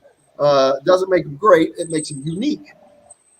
Yeah, at least you know what you're getting from your star there. A lot of other schools don't. But, you know, again, what he's surrounded with has changed some. You know, it makes him unique in the way there's a steadying anchor and a steadying force. And there's not a lot of other, like you said, there's nobody else like him in the college game. I don't know. What I want to know is how these Vegas people are setting these, like, you know, they set these win total over-unders before the season. I don't know how you would set that right now because you don't know anything about anyone. No. It's crazy. What's up next for you, Rob? I'm home for the weekend and then off to Pangos All-American Camp in a couple weeks in Vegas, where usually the top 100, 150 players in the country end up at that thing. So I'll be out there in Vegas with those guys. And then, you know, just various AAU events and, you know, racking up hotel points. Sounds like we're living the dream, brother. Living the dream. Something like that, I suppose. Well, we can't thank you enough. As always, we appreciate you. Look forward to talking to you again, hopefully soon, and keeping up with what's going on out there. Hey, anytime. Thank you, guys. Appreciate it. You got Rob Cassidy, National Director of Recruiting for Rivals here on Indiana Sports Beat Radio. Up next, Chronic Hoosier. Can't wait. Back with more, brought to you by Hank's Pizza Mac, located at 1280 North College. 812-330-0000. Order, they'll bring it right to you. Pizza, tot bowls, mock bowls. It's all great. Back with more right after this.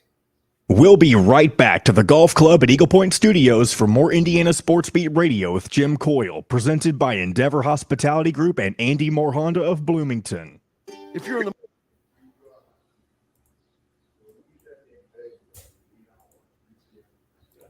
Good morning, Chronic. Good morning. What's going on, gentlemen? Hey, buddy, how are you? I'm doing great. How are you guys? Great.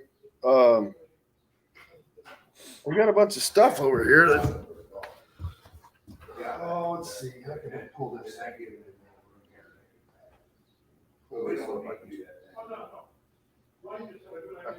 Trying to show you all they got. They got a bunch of signed basketballs, Bob Knight stuff over here that they're auctioning off Saturday, Chronic. What's going on Saturday?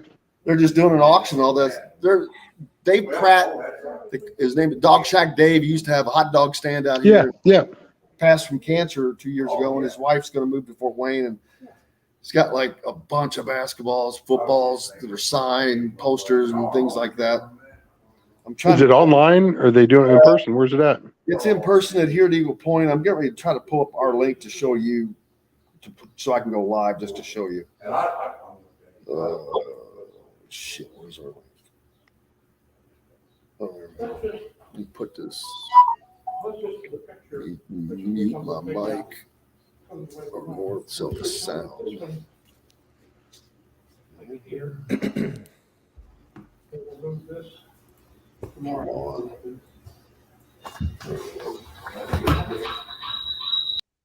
Stop. All right. Let's see. Can you see that one? Shit, I can't hear. There we go. Yeah, I can hear. All right, that's just this row of stuff. Balls. Evil Football. oval. Huh? I said I spy the evil oval. That's exactly what I said. There's more. There's that. Let's see. Then there's this stuff. Is that all just out of his personal collection? Yep. That's cool. Yep. And then there's more stuff in here. Good Lord. Yep. Saturday, like, what time did y'all say? 11 to 1? Yeah. 11 to 1. All right, got about 30 seconds, guys.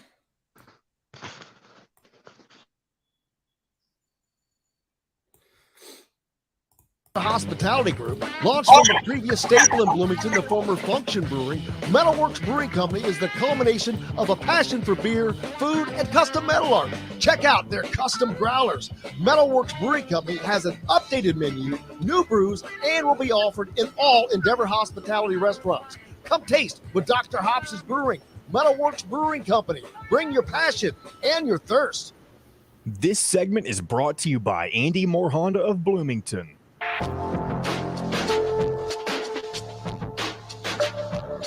Now back to the Golf Club at Eagle Point Studios for more Indiana Sports Beat Radio with Jim Coyle, presented by Endeavor Hospitality Group and Andy Moore Honda of Bloomington. Welcome back, Indiana Sports Beat Radio here on this Tuesday, May 16th, coming from the Golf Club at Eagle Point. Hope you're having a great day. We are, because we're joined now by Chronic Hoosier. Chronic, how's it going, brother? I'm doing great. Glad to be back. Thanks for having me, Jim. Always a pleasure. It is not exactly a beautiful day out there, but maybe that's driving people in for business in other ways. First day of practice at the 500. You know the weather's coming this week. Yeah, forgot to talk about that. Mike DeCourcy mentioned today is the opening day at the track, and the month of May in Indianapolis. Now, do you get the chance to go up there at all? I've been going up there since I was 3 years old. We were living in Indy at the time, and my father has taken me pretty consistently, but for when I was living out of state or he had an emergency appendectomy, I think I've missed a total of 4 races since I was 3 years old. That's incredible. And I talked about this last week with someone. The Indianapolis 500 is one of the greatest sports spectacles in the world, but as is the Kentucky Derby. And the fact that those who live in Seymour might live in the greatest sports place in the world because they are an hour away from 2 of the greatest sporting events in the entire world, and they reside 2 hours apart. That's pretty damn incredible. And don't forget, right there, smack dab in between those 2 locales, you got Barney Scott Gymnasium. Depending on what math you're using, perhaps the largest or the second largest high school gym in the country. I was fortunate enough to grow up very close to there when I was a kid and got to watch Terry Morin fill that gym up to capacity when she was making her Final Four run with the Lady Fighting Owls over there in Seymour. But no, it's a cool place. But honestly, just as important in my life, you go 10 miles west of there, you got the Brownstown Speedway, one of the Dirty Dozen best dirt tracks in the country. And that's probably a direct line to how I end up where I am today. Growing up in Southern Indiana, you have everybody knows about the appreciation, the passion for basketball. Folks forget just how powerful, how omnipresent racing is in our communities and in our culture around here. And Indianapolis, in the month of May, it's the racing capital of the world. It is the greatest spectacle in racing. It's the largest single spectator sporting event in the world. I've always remarked about the people watching. It's a human zoo. My dad used to make a point. We'd go to quals, first day of quals every year, and then we'd go to the race. But he'd take me to the infield, and we'd cook out, and we'd throw a ball, and we'd sit on the berm inside or the bleachers inside turn 3, because he was a big fan of the action over there, but he'd always make a point to take me through, and my brothers, through the snake pit, just to see how some people be living. And I appreciate those memories more than I can probably describe. Made a point to try to give my children a similar experience. But at the end of the day, it's open wheel racing. There's nothing like it in the world. And as F1's gaining in popularity with all the exposure it's gotten, and its expanded broadcasting, just how fortunate we are to have so many different levels of open wheel racing available to us, whether it be at the local speedway or at the motor speedway up in Indy. It's just a great time to be a Hoosier right now. Yeah, I don't think people realize first of all, the amount of dirt tracks, the popularity of dirt tracks, and how many of these guys got their start on dirt tracks, especially in Indiana, where you're talking about Jeff Gordon, or not that he started here, he started working in go-karts in California, but he cut his teeth and grew up as a kid here. As now it's you think of Chase Briscoe, but before all that, you had the Kensers as well. So Indiana has its mark on auto racing. Some of the most talented wheelmen in the world come through here, either naturally through birth, or like Jeff Gordon, they relocate here because this is where the action is. This is where the competition is. This is where you get a chance to prove yourself against some of the best. And we look at all the big drivers under contract, with their haulers and their RVs and all that, and you take a step back and recognize how many people around you in your communities, how many of our neighbors are self-funding, just shoestring operations, struggling just keep tires on the car. But it's everywhere. It's a passion that is every bit as strong. And I grew up, my dad always told me Hoosiers have two R chromosomes. That's racing and round ball. It's just who we are, and it's what we do. It's what we love. And this really is, Indy in particular is probably the greatest celebration of that passion for racing. And I can't wait. I'm giddy at the thought of it. Looking forward to it as well. Speaking of round ball, a great weekend for Indiana fans as they got to celebrate starting Sunday night at around 5:50 thereabouts, as Mackenzie Mbako announced that he will be coming to Indiana to play next year, which that lit off a celebration amongst Hoosier fans, I know. And that is we've talked about it with different people today. What that does for Indiana, besides it brings in talent, it sends a message. It does a lot of different things for Indiana and the program. Oh, no doubt. Mike Woodson has picked up some pretty big wins on the recruiting trail since he took this job. Obviously started just by keeping Trace Jackson Davis on campus. I don't know that how soon, if ever, we'll fully appreciate just how critical that was for setting the table for what was to come. But to be able to back that up, year after year, and we've talked about this before, just the importance of sustaining momentum and how fickle and fleeting it can be, just massive. But when you look at how the dominoes have fallen since then, this is the trajectory you want to see your program on. Recognizing it's not always going to be linear, recognizing that wins in April don't always translate to wins in March, or even November, December, January, February, for that matter. But at the end of the day, this is a game of talent, and when you look at how the cream tends to rise to the top year after year after year, the common factor among all of those is going to be talent. Obviously you got to coach, you got to develop, you got to have the schemes, but at the end of the day, it's less X and O's and more Johnnies and Joes, and looks like Indiana got a hell of a Joe in McKenzie. Yes, very much so. I'm looking for it. He looks. We've talked about it, man. He looks like a man. He's bringing it. Jalen Chafino, Trace Jackson Davis are up in Chicago at the draft combine, and they are trying to show the general managers of those various teams that they are someone that they should select. Trace Jackson Davis probably has probably has the most to gain, the most to move up between the two, but they both have a lot to gain, as Jalen Chafino is probably situated outside of the lottery right now, but you never know how that's going to go. No, you don't. And, this is where it really comes in, different than the recruiting trail. This is where it really comes down to individual fits and which pieces fit best in that particular puzzle. So it's going to be interesting to see where those guys ultimately land. But at the end of the day, these are not unrelated with our prior conversation. This is a great advertisement, not just for Mike Woodson in Indiana, but for the staff and for the program. You see the numbers Trace was putting up yesterday, top among all big men in standing vertical jump, top among all big men in three-quarter court sprint.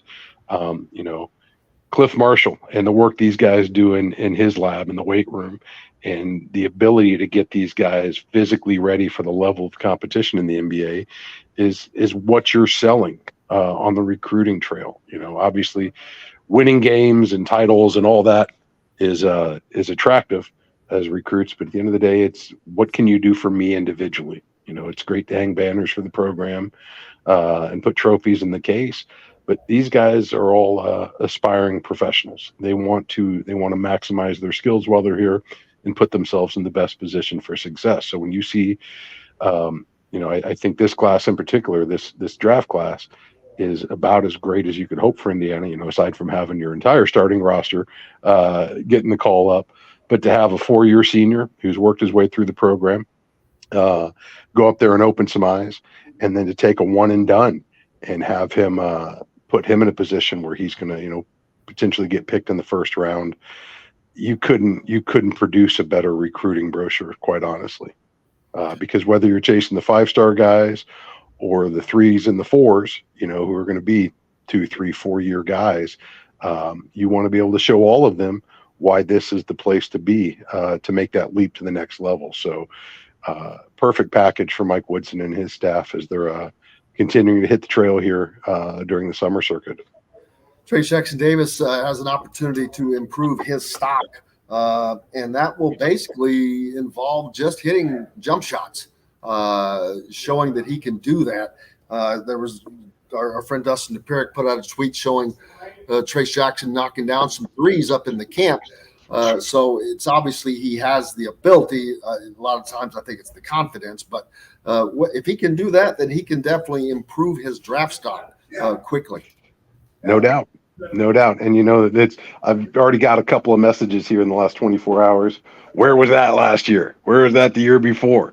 Well, it wasn't in the offense apparently, but the same people are rightly asking where were the set looks for Galloway and Kopp last season. So, I'm not going to second guess what they were doing in the playbook.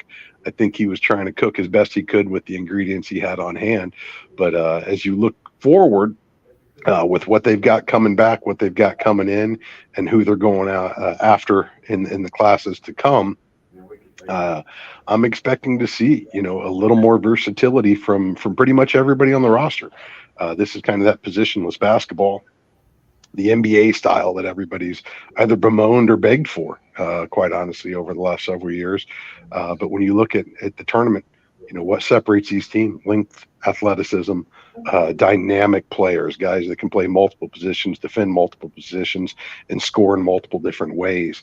And it looks like that's what they're producing.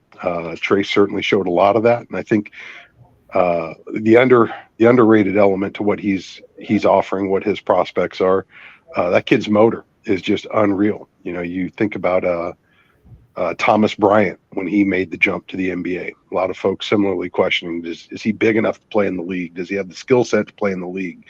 Well, he's still in the league. Yes. He wouldn't be on the Lakers unless LeBron blessed that move.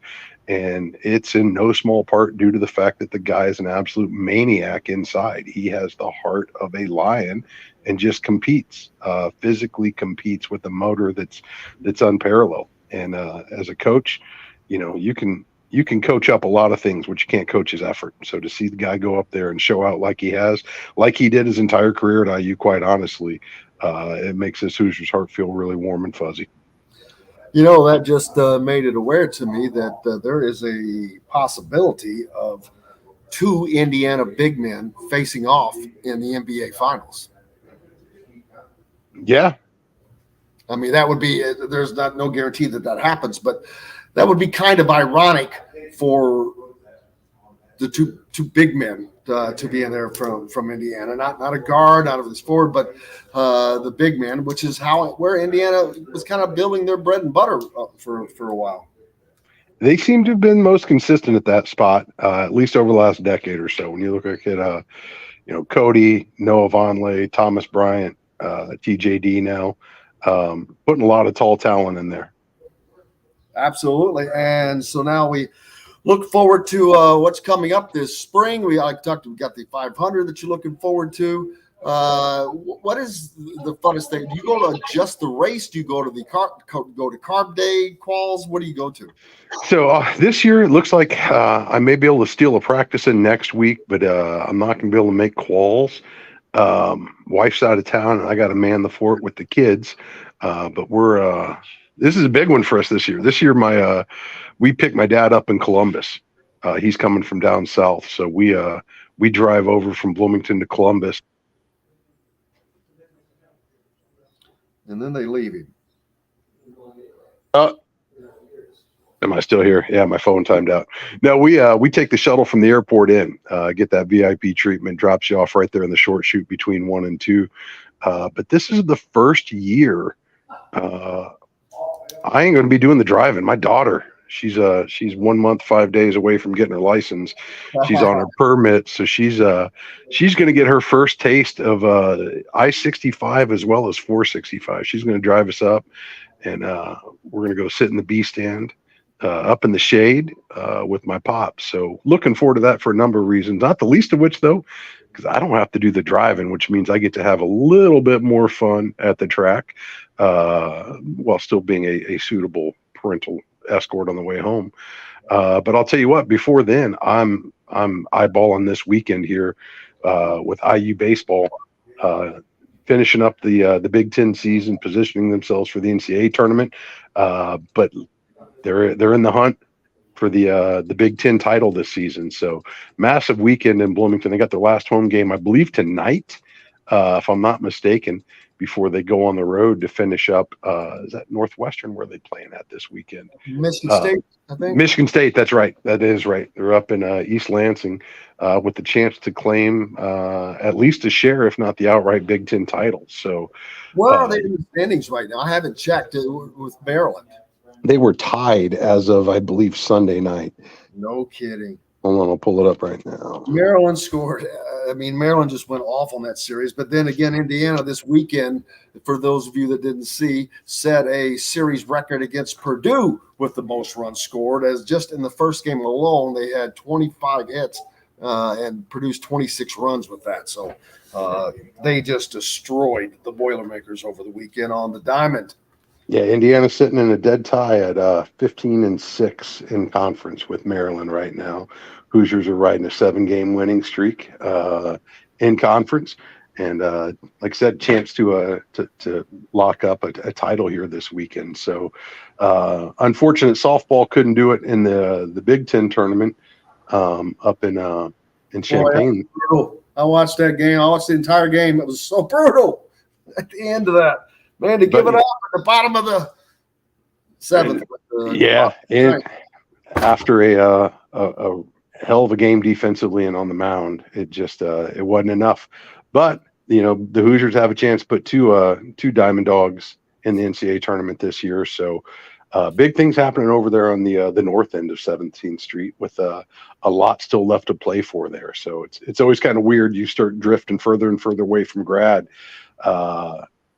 And forget there's still college athletics taking place in Bloomington right now, and lucky for Indiana, there's a lot on the line to play for. And it could be a couple of weeks more, several more weeks, depending on how they go. So could drag into June with any luck. That would be great. Chronic Hoosier, can't thank you enough, brother. Hope you have a great day. Thanks for having me, guys. We'll catch you next week. Appreciate you very much, as well as Mike DeCourcy today for joining us, and Rob Cassidy from Rivals, John, the producer, for keeping us between the white lines. Most importantly, you guys. Without you, we have no reason to be here. I'll get information about this auction and all the items out, and I'm not sure if that's going to be difficult because you have to pick it up here and all that good stuff. But Hope you had a great day. We did. Look forward to it seeing you tomorrow. Until then, I'm Jim Coyle. I will see you on the radio. Thanks for listening to Indiana Sports Beat Radio. Be sure to subscribe to our YouTube page for more clips and team coverage of Indiana basketball, football, and more. You can also find full episodes and tons of other content on thehoosier.com. We'll see you next time for another edition of Indiana Sports Beat